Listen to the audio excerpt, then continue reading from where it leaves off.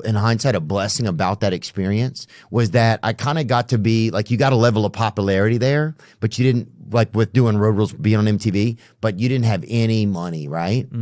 So you had no, the only way you could get like any like kind of, you had to keep going back to them if you wanted something else, you just had to be in their world. And part of it was a blessing and stuff like that. You got to do cool stuff. I'm not complaining, but one thing was I realized at that time that like there wasn't a ton, like being popular was cool, but there wasn't like a ton of value to it. Like for years I kind of thought like, oh, is this cool thing? But then I was like, well, what is it for?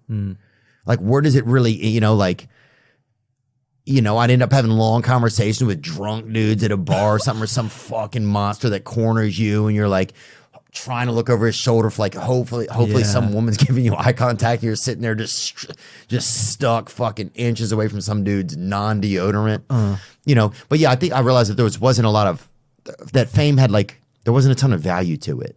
Well, especially monetarily, it wasn't there, right? So you just had fame, but you didn't really own your fans, kind of.